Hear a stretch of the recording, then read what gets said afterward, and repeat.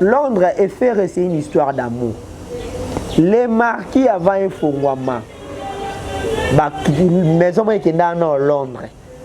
Les marquis créalement à Londres, après il y a Paris. Londres, c'est une ville très attachée à ma Ferré Gaulois. Donc tout Londonien est Gaulois. Parce que Londres, Gaulois, est belé à Koussakanate. Ferré va faire la pure démonstration au niveau de Londres. Londres, c'est dans la salle, Bachilio va rider, belé, Ferré va donner le meilleur de lui à Londres parce que Azana va fani ya Koussakanate à Londres. Tonton pour moi vivre à Londres, a une réalité à Londres. Tonton pour moi vivre à Londres, a une comment c'est Gaulois à Londres. Faire un concert dans la salle de fête, la salle à 100 personnes, 200 personnes. Non. Dans une enceinte de 7500 à 15 000 places. Maintenant, l'artiste, jusqu'à présent, on a la configuration. Tu sais, la configuration, il y a 7500, il y a 10 000, ainsi de suite. Donc, Ferré, Londres, le 11 juillet. Tala lelo, badano finga, tchadat. En plus, l'artiste a un calendrier très très chargé. Son équipe est à un niveau à Istanbul. Ils ont préparé déjà le dossier à Istanbul. DG Blaise Paul Azakuna, il y a Papi Mbala Azali, Dieu merci Ngada Azali. Presque la grande équipe administrative à faire Azakuna. Et puis, ils ont Kinshasa pour nous donner le compte rendu. Il y a voyage à Istanbul. Donc, l'artiste est en plein apogée, il a le vent en poupe, tout CP là, parce qu'il sera le tout premier artiste et musicien à Wenge. Donc, on est à Londres, dans la salle en Nene Bongo. J'y vais bêta, mais c'était dans des salles un peu limitées, restreintes, la salle à 500, 300, 400 places. Mais Ferré, on est dans la salle, il y a 7500 jusqu'à 15 000. Donc, c'est une fierté pour le clan Wenge. Il y a un Léonard Lobara. Clan Wenge aujourd'hui, il faut pas mettre beaucoup parce que les gens sont défoncés na bango. Les gens artistes la Wenge Sony. Allez-y comprendre ce que Wenge. Les ala Wenge ti lelo en dehors à Jibé, mutabeta na Londres, en dehors à Jibé na Wera ba yino beta na basala mno mikie, mutabeta na sala na arena na Londres zati. Mais quand il y a Latino, il a fallu habiter à Londres, au Veau Arena, félicitations à lui. Aujourd'hui, Ferré a habité à Cooper Box Arena. Courage. Aujourd'hui, il faut Ferré, mon écrit sujet à polémique, écrit sujet à ma finga. Il va critiquer Ferré, $50 000, bon, bon. Ah! Bandeko, vous avez quelqu'un qui joue pendant 5 minutes. Ayembagara, yele, ayembi carte rose na regarde moi 3 nzembo et puis ça no kata parce que le timing était chronométré. Azueli yango $50 000, toi tu viens critiquer. Vos amitiés maman bé. Merci beaucoup à tous les abonnés de Tariq Ngango officiel, vous êtes partout dans le monde entier. Nous vous disons bonjour, bonsoir. Ça dépend de l'heure à laquelle vous allez capter cette émission. C'est un grand plaisir pour moi, Tariq, de vous retrouver en ce net moment dans le cadre de votre émission Culture à la Haine. Culture à la Haine, une émission dont nous vous informons sur tous les sujets liés à la culture de la République démocratique du Congo. Vous savez bien que cette culture est tellement riche en événements. Dans cette année 2026, Ferré Gaulois les Padres, je suis de Nyons, le 4 avril, accord Arena au niveau de Paris. Il y a une nouvelle date qui vient de s'ajouter. Ferré sera de nouveau le 11 juillet à Cooper Box Arena à Londres. À Londres, tout besoin à CP là, londonien, balobi besoin à CP là parce que Londres c'est Ferré. Quand je dis Londres c'est Ferré, parce que Ferré a une grande base à Londres, on a une base solide. Et à Londres, tant au monde a déjà commandant Cousteau qui est la montée Matutungoi. À Londres, en plus, ils sont presque cerveau moteur et projet où il y a Cooper Box Arena à niveau à Londres. Commandant Cousteau qui est là, Tutungoi. Merci beaucoup à vous de vous impliquer massivement pour la réussite. Il y a un projet où on a vu que de la projet Tito Silissa. Vous allez toujours vous impliquer afin que réussite à total. Ferré Gaulois. Au même moment, l'artiste a été rétabli de ses droits par la francophonie. nous avons vu le secrétaire général le directeur général des Jeux de la francophonie qui s'est déroulé à Kinshasa en 2023, mais c'est Isidore Kouanja Owapi a effectué qui paiement il a fait Regola 2 ans et 5 mois. L'artiste a été restitué de ses droits. Vraiment, ça fait un grand plaisir. Comme on a artiste à Betaki, il a passé dans plusieurs émissions à l'Obac, il n'a pas été payé. Et puis aujourd'hui, tout le monde, artiste a été payé. Malheureusement, chez les détracteurs, il crée un problème, il faut critiquer artiste, nous on est là pour éclaircir l'opinion. Tomeka Kotali Sabato, réalité et grandeur ya makambo dans son entièreté. Merci beaucoup. Na bandego tout, vous êtes branchés sur Tariq Ngango officiel wana moni Jolili Atala en chair et en os, mon grand. Je te salue, ma Bernice Kifaya, maman Yabana, plein de bonnes choses à toi. Maman Diwembo, André de la Belgique, je te salue. Il y a Alain Kembela, garçon de disques, papa Ninel. Yaya Moto, ya Tikarale qui n'a été à tout moment. Bambote Nayo, ya Alain Kembela. Et puis maman Santon, la Gauloise invisible. Maman Arlo Matumbongo. Bino tout n'a pas si bino Bambote. Tout ça en plein Kinshasa, capitale de la République démocratique du Congo. Le samedi 24 janvier 2026, 24e jour de l'année. L'année, elle est encore longue. Je vous souhaite plein de bonnes choses durant cette année. Bénédiction, bonheur, prospérité, longévité. Et Zala, Nabiso, Ferregola, les 11 juillet, na niveau à Londres, Cooper Box Arena.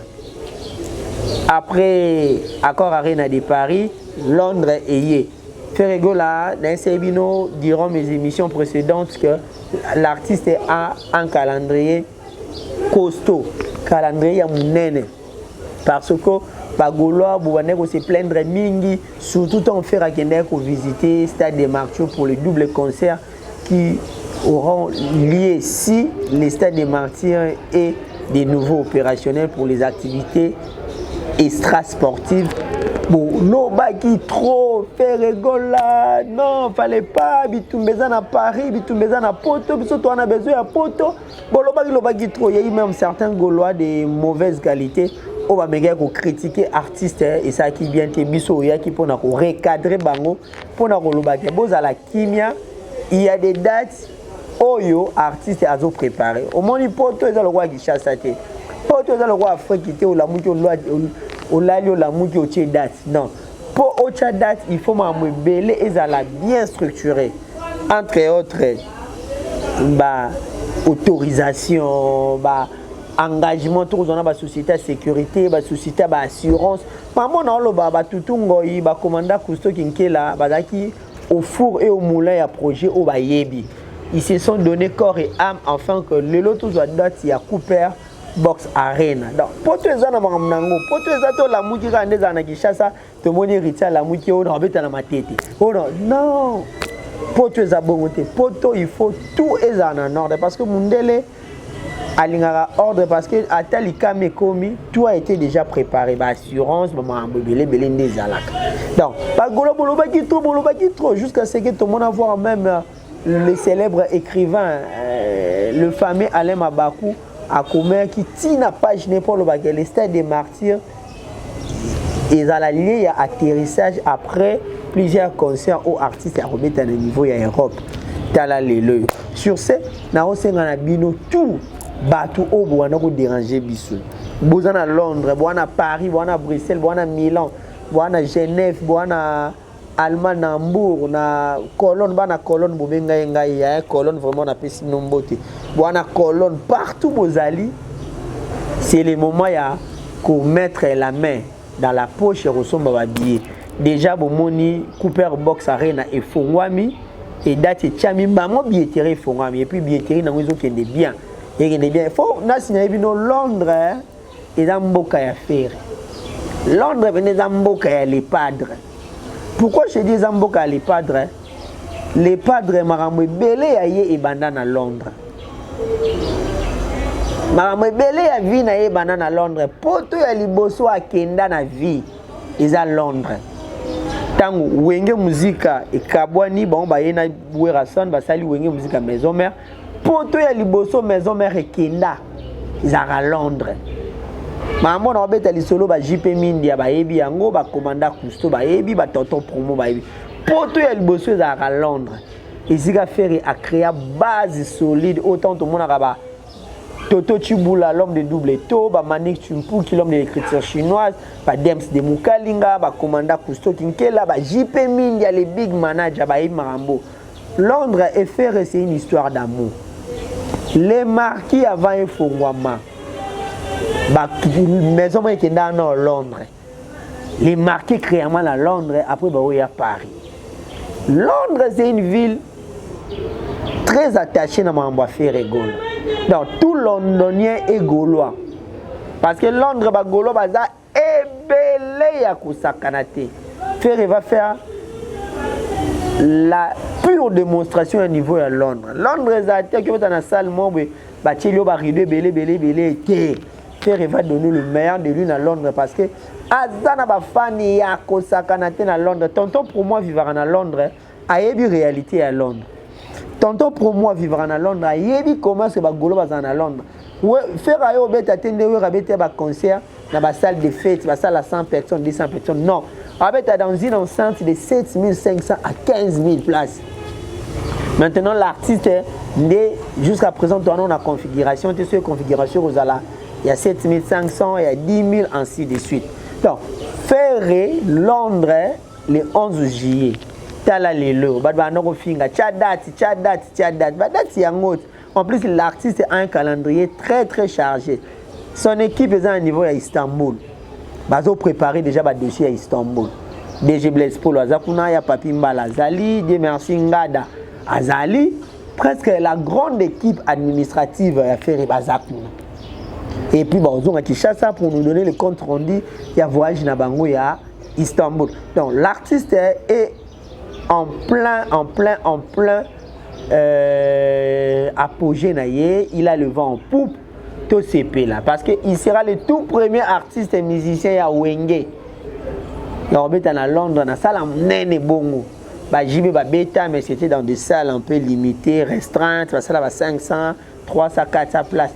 Mais Ferry est dans salle il y a 7500 jusqu'à 15 000.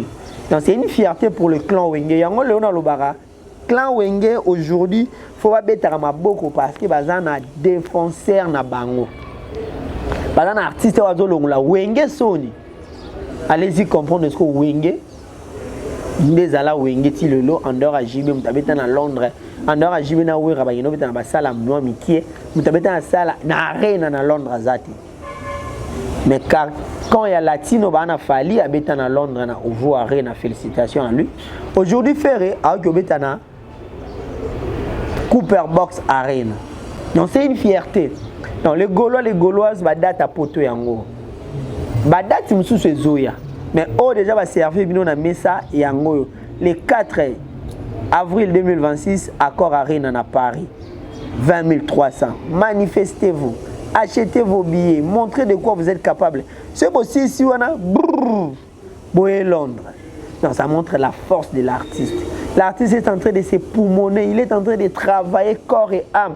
Enfin, que Apé Sabino, le meilleur de lui. Bon, mon niveau va répétition, il y a Boutou, il y a Tongo, alors ça a une équipe violon, saxophoniste, presque tout ils vont participer à la fête. Donc l'artiste Azap et Nana Makambo, il a le vent en poupe de Tolobaka, Ferry ou rien. Gauloise, de quoi vous êtes capable. Paris déjà, tout ce a 2 mois en concert. Mois de février, puis mars, avril, concert et Bétani. Bossala, Makambo, Oyo, Toka, Moussa Mokili. Vos artistes et musiciens se préparent bien. Le bureau de l'artiste également.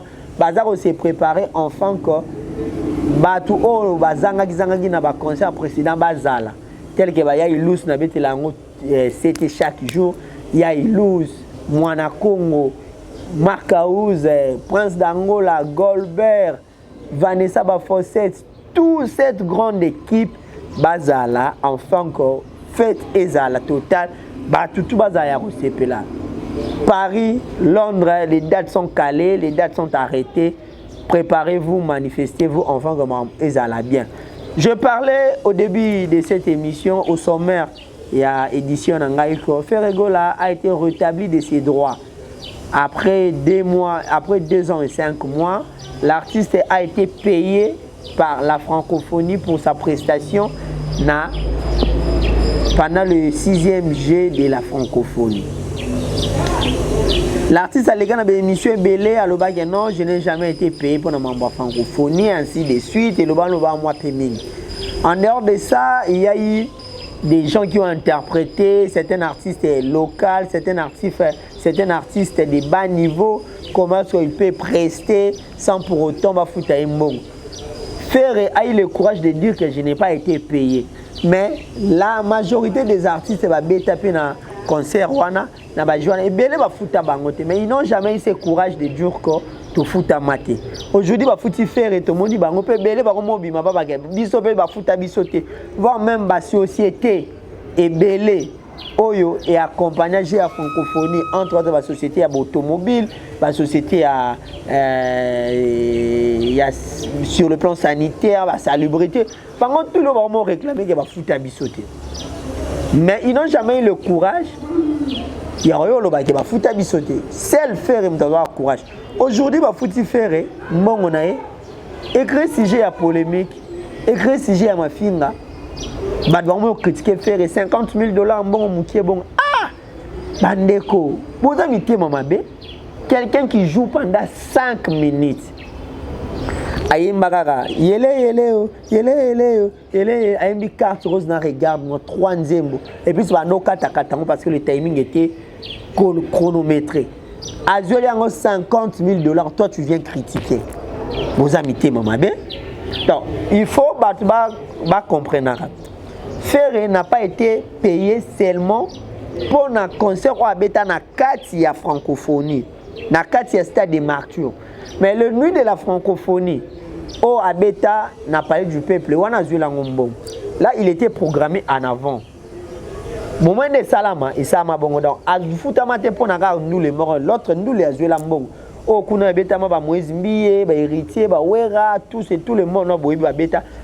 Sauf qu'il y a tellement que le Gaulois voulait imposer le respect, Boya qui fallait Beta ne bandi la Beta na souka, des salaires qui ferré, aya ko souki ça.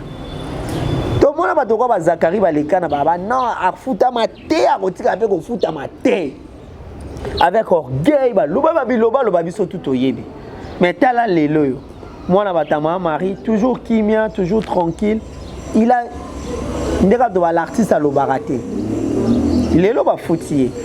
Isidore Kwanja, qui était le directeur des Jeux de la francophonie, il est pressenti comme le candidat na poste ya secrétariat général ya OIF parce que l'Organisation internationale de la francophonie est gérée par le secrétaire général.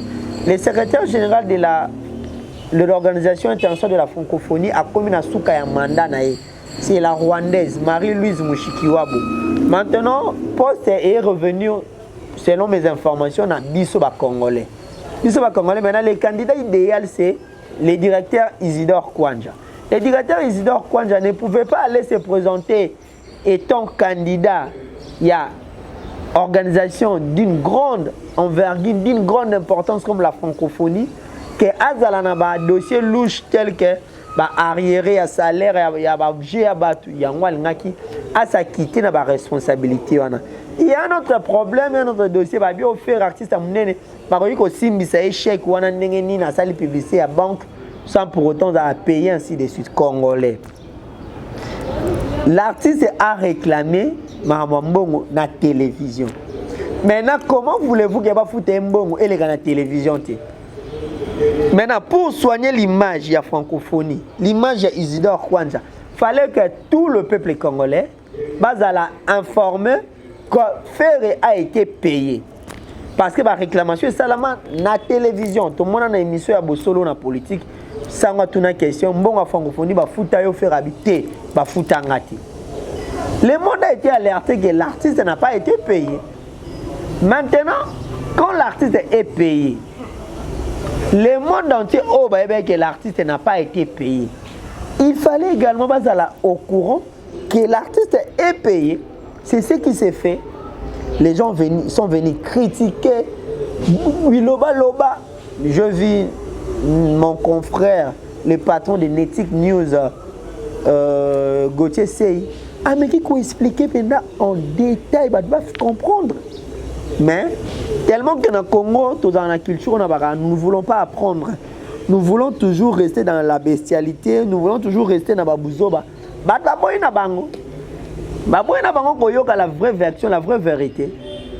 Donc, c'est tellement pitoyable pour cette communauté. Et ça tellement pas si pour la bisoba congolais. Il faut tout apprendre. Il faut tout apprendre. Vraiment, félicitations à l'organisation. Le directeur de francophonie, il est directeur Isidore Kwanja, qui a voulu s'acquitter de toute charge. Moi et Baby Samaramounae et attaché moi Mike. Lui il a fait le nécessaire à Fouti Bambongo. Il y a l'artiste Obadaki. Félicitations. Moussala ne Foutarambongo. Moussala fait à Salaki 50 000 balles. C'est beaucoup d'argent. Beaucoup de critiques. On a un contrat de salaire. Un bulletin de paye n'est pas sous $1000 et comité. Mais pendant 5 minutes, tu as eu $50 000. Toi, tu viens critiquer. Bino pour critiquer l'artiste évolue. Il y a un Tchélibiso Cooper Box Arena à Londres.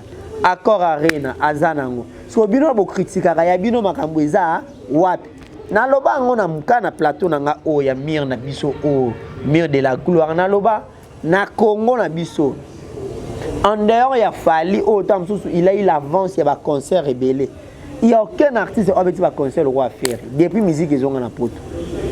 Il n'y a aucun artiste qui a fait musique le roi faire. Faire en a déjà 4 effectifs ODG Betami, Double Adidas Arena, ING Arena, Genève Arena, surtout Baxina Claridge, il s'allie 5 nuls. Par contre, tout le monde a des ce c'est que D.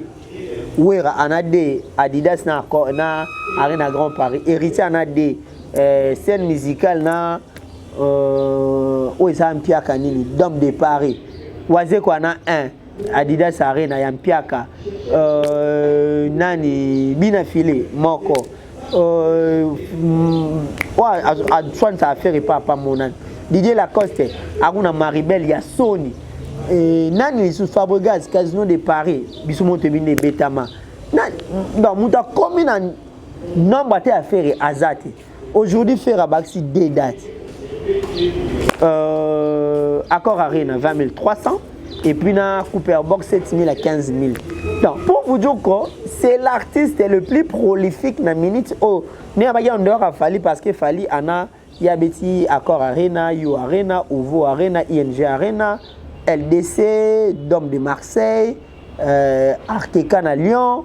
L'artiste a dans 7 7 surtout c'est double stade naie ça là 9 donc faire so double concert comme on a 8 fallait so double stade on a 9 faire so deux stade on a 6 donc au sens que les artistes c'est le plus prolifique bango wana bon mon artiste aime souvent yo critiquer bango botika comportement na bwana ngo kutu ba faire na ba fali ba bateau vous devez vous accrocher pour pas aider bino na ba carrière na bino malheureusement certains de nos artistes n'invitent sur ces comportements.